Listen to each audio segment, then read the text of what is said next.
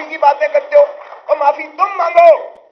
معافی جو تم نے 35 سال 40 سال اس ملک پر قبضہ کر کے مارشل لاء لگا کر رکھا ہے, ملازموں سے مفاہمت کر دی جاتی ہے. السلام علیکم ناظرین کرام, میں ہوں عبدالباسط سواتی اور آپ دیکھ رہے ہیں میرا ڈیجیٹل چینل. ناظرین کرام, پہلے آپ یہ ویڈیو دیکھیے پھر اس پر ڈیٹیل میں بات کرتے ہیں. اور ریاست صرف عوام ہے, اور آرٹیکل 5 بڑا واضح طور پر کہتا ہے کہ جو ہے لائلٹی ٹو دا اسٹیٹ, یعنی وفاداری عوام کے ساتھ ہوگی. ریاست عوام ہے صرف.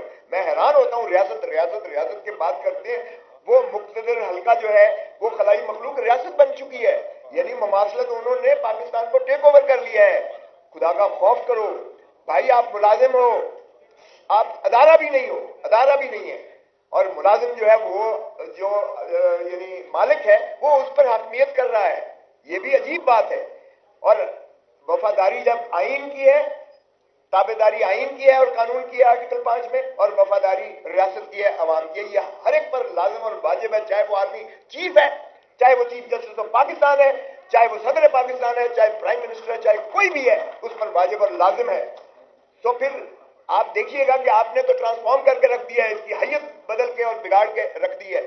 کل کی ایک مذہقہ خیز پریس کانفرنس تھی جس میں ماشاءاللہ ایک ڈی جی جو ہے ISPR نے ایسا احاطہ کر کے دکھایا کہ ہم غلام ہیں. اور یہی بات جو ہے بار بار عمران خان کہتا ہے کہ میں غلامی کی ان زنجیروں کو توڑ کے رکھوں گا. اور اس ادارے کو جس کو عدلیہ کہتے ہیں, جس کو جوڈیشری کہتے ہیں, اس کو انہوں نے زنجیروں میں جکڑ کے رکھا ہوا ہے. یہ ان 6 ججز نے, اسلام آباد ہائی کورٹ کے 6 ججز نے, اور اب سارے پاکستان کی عدالتوں نے, ہائی کورٹوں نے, سبھی نے کہہ دیا کہ جی ہم انڈر سٹریس ہیں, انڈر پریشر ہیں, ہمارے اوپر جو ہے فری انصاف ہم اس انداز سے نہیں کر پا رہے. اور اس سے واضح ہو گیا, اور یہ جو ہیئرنگ ہو رہی ہے آپ دیکھ رہے ہیں, جو ہم اس یلغار کو بھی مسترد کرتے ہیں. 9 مئی کا جو بیانیہ دیا گیا ہے جس کا بہت زیادہ پرچار ہو رہا ہے, بہت اچھی باتیں کی شامی صاحب نے, لیکن شامی صاحب سے میں پوچھتا ہوں کہ جناب آپ مفاہمت کی بات کرتے ہیں, مفاہمت کس سے؟ ملازموں سے مفاہمت کر دی جاتی ہے. وہ پہلے ہمارا حق تو مانگے. معافی کی باتیں کرتے ہو اور معافی تم مانگو. معافی جو تم نے 35 سال 40 سال اس ملک پر قبضہ کر کے مارشل لاء لگا کر رکھا ہے, مارشل لاء لگا کے عوام کو اور پاکستان کو جو ہے آپ نے جس ذلت اور رسوائی میں دھکیلا ہے, معافی تم مانگو اس عوام سے اور پاکستان سے. معافی کی باتیں کرتے ہو, پھر معافی کس لیے مانگے اور کس سے مانگے؟ تمہارے سے. ہم نے تو کبھی قائد اعظم سنا بھی نہیں تھا, قائد اعظم ہاؤس. میں خود گورنر رہا ہوں, میں سینیٹر رہا ہوں, وفاقی وزیر رہا ہوں, میں اٹارنی جنرل پاکستان رہا ہوں. میں نے تو کبھی نہیں سنا تھا کہ جناح ہاؤس بھی وہ ایگزسٹ کرتا ہے. او بھائی, اس پہ بھی قبضہ کر لیا ہوا ہے آپ نے, اس پہ بھی قبضہ کیا ہوا ہے. اگر وہ واقعی جناح ہاؤس ہے تو پھر کور کمانڈر نے قبضہ کر لیا ہے اس پر بھی. ایک قومی ورثے کو بھی آپ نے اس پہ اپنی سبجوکیشن کر کے اپنی رہائش گاہ بنا لی, اپنا گھر بنا لیا.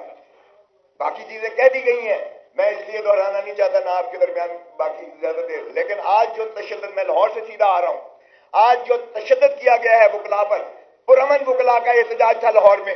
وہ ہائی کورٹ میں آنا چاہتے تھے اور وہ جو ہے اپنا کراچی ہال میں آنا چاہتے تھے, بار میں آنا چاہتے تھے احتجاج کناں. اور اس قدر آنسو گیس کیا گیا, اس قدر لاٹھی چارج کی گئی ہے, اس قدر تشدد کیا گیا کہ سارا گرد و غبار جو ہے پھیلا ہوا تھا. اور 100-150 کے قریب جو ہے وکلا کو گرفتار کیا گیا ہے. اس جمہوریت کی بات کرتے ہو, یہ پنجاب میں تو پولیس اسٹیٹ بنا دی گئی ہے, اور یہ اس لیے خوف پھیلایا گیا ہے تاکہ کل جو ہے پاکستان تحریک انصاف کا پرامن احتجاج سے مانے رکھا جائے اور ایک ایسا تاثر دیا جائے کہ جی دیکھیں کوئی بھی نہیں نکلا, اس میں تو احتجاج ہوا ہی نہیں ہے, لہذا ہم جو کہہ رہے تھے ہمارا بیانیہ صحیح ہے. پہلے سمت کو درست کریں. آئین کی بالکل پاسداری تبھی ہو سکتی ہے جب اپنے آپ کو یہ سروس سمجھ کے اور آئین میں یہ دیے ہوئے عوام کے اقتدار کو تسلیم کریں. اس کو بھی شرم نہیں آتی جو کہتا تھا بار بار, وہ بڑے بانگے دور کہتا تھا ووٹ کو عزت دو. او بھائی, اب تو شرم بھی نہیں آتی ہے تمہیں یہ کہتے ہوئے, یہ اس بیانیے سے ووٹ کو عزت؟ اب کدھر گئی تمہاری ووٹ کی عزت؟ مجھے جب اس نے خواجہ سعد رفیق نے مبارک دی کہ اپنی شکست کو تسلیم کر کے مجھے جیتنے کی, کیونکہ پاکستان لاہور پاکستان کا دل ہے اور میرا حلقہ لاہور کا دل ہے, تو اس نے جب مجھے مبارک دی, میں نے کہا کاش یہی اخلاقی درس تو اپنے بڑوں کو بھی دے دیتا. نواز شریف اگر ڈاکٹر یاسمین سے ہار گیا تھا تو اگر وہ یہ تسلیم کر لیتا تو اس کے قد کاٹ میں اضافہ ہوتا اور اچھی روایت بنتی.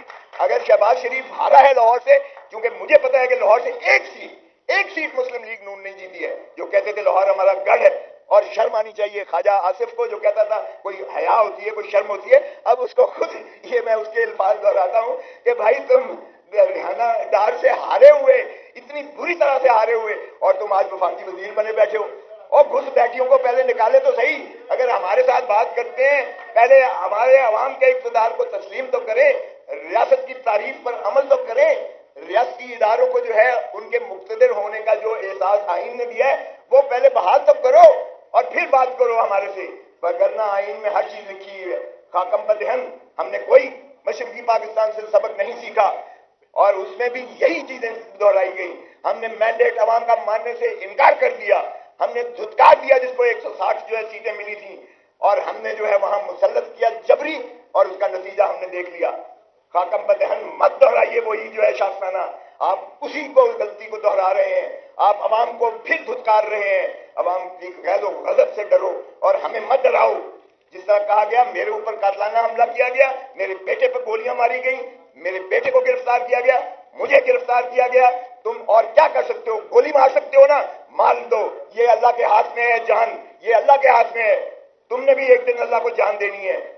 دھرتی ماں پہ رحم کرو، ترس کرو، اس کو اجاڑ کے رکھ دیا ہے، نوچ نوچ کے لٹیروں نے، ڈاکوؤں نے سرے محل بنائے ہیں، اور اس کے بعد پارک لینڈ ویوز بنائے ہیں، اور بعد میں ہائیڈ پارک پیلس بنائی ہے جس کو جو ہے 50 ارب میں بیچا گیا ہے، تو شرم بھی تمہیں نہیں آتی ہے، پھر بھی بانگے دول کہتے ہو کہ ہم نے دمڑی نہیں کھائی ہے۔ اور وہ سارے کیسز جو ہیں جو آپ نے فیصلے کرا کے صاف کروا کے دودھ کے دھلے ہوئے ہو گئے، ایک ایک کا ریکارڈ میرے پاس موجود ہے کیونکہ میں اس کمیٹی کو ہیڈ کر رہا تھا، اور ایک ایک کیس جو الزام سچا ہے، اور وہ بیچارہ ارشد شریف اپنی جان دے گیا، وہ بھی ہمارے ساتھ ہوتا تھا، اس کے پاس بھی اس کا پورا ان کا کچا چٹھا موجود ہوتا تھا، تم نے اسے مار دیا، مارو اور بھی جتنے مارنا چاہتے ہو، لیکن دھرتی ماں سے جو پیار کرتا ہے وہ تمہارے اس خوف سے نہیں ڈرے گا۔ ناظرین کرام، آپ نے ویڈیو دیکھی پاکستان تحریک انصاف کے رہنما جناب سردار لطیف کھوسہ صاحب، ان کی ہمیشہ کی طرح انتہائی جذباتی گفتگو، جذباتی تقریر۔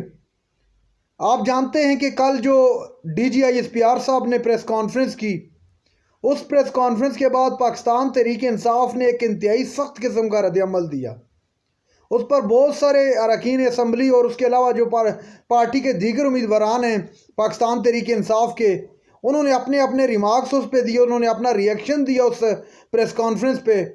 تو یہ آج جو سردار لطیف کھوسہ نے تقریر کی ہے، یہ بھی اسی پریس کانفرنس کا ریئیکشن تھا۔ سردار لطیف کھوسہ نے واضح الفاظ میں کہا کہ معافی ہم نہیں بلکہ معافی تم لوگ مانگو گے، کیونکہ ملک پر قبضہ آپ لوگوں نے کر رکھا ہے۔